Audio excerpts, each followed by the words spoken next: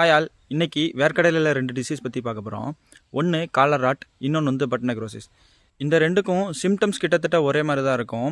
Collar ராட்டுன்னு எடுத்துக்கிட்டோம்னா அதில் வந்து இலை வந்து சுருங்காமல் அப்படியே காஞ்சி போயிருக்கும்.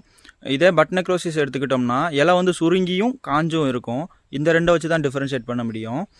இந்த காலர் ராட் ஆஸ்பெர்ஜில்லஸ் நைகர் அப்படிங்கிற ஒரு பேத்தஜனாலாக வருது. But necrosis peanut but necrosis virus அப்படின்னு ஒரு வைரஸால் வருது. இதை வந்து த்ரிப்ஸ் தான் டிரான்ஸ்மிட் பண்ணுது. இதை எப்படி கண்ட்ரோல் பண்ணலாம் அப்படின்னா, எந்தெந்த செடியிலலாம் இந்த நோய் தாக்கியிருக்கோ அந்தந்த செடியெல்லாம் பிடிங்கி உங்கள் வயலை விட்டு வெளியே போட்டுருங்க. அடுத்து காலர் ராட்டை பொறுத்த வரைக்கும் காப்பர் ஆக்சிக்ளோரைடை வந்து ட்ரென்ச்சிங் பண்ணலாம். இதை ட்ரென்ச்சிங் பண்ணுறது மூலமாக காலர் ராட்டை கண்ட்ரோல் பண்ணலாம். இதுவே பட் நெக்ரோசிஸ்னு எடுத்துக்கிட்டோம்னா த்ரிப்ஸை மட்டும் தான் கண்ட்ரோல் பண்ண முடியும். டிசீஸை வந்து கண்ட்ரோல் பண்ண முடியாது. பட் த்ரிப்ஸை கண்ட்ரோல் பண்ணாலே நம்ம அந்த டிசீஸ் பரவுவதை வந்து தடுத்துடலாம். இதுக்கு வந்து நம்ம இந்த ஃபிப்ரோனில், இமிடாக்ளோபிரிட் இந்த மாதிரி ஏதாச்சும் ஒரு கெமிக்கல் கொடுத்தாலே போதுமானது தான். தெரியாதவங்க தெரிஞ்சுக்கோங்க. தொடர்ந்து இணைப்பில் இருங்கள். நான் உங்கள் வேளாண் பட்டதாரி சேது. நன்றி.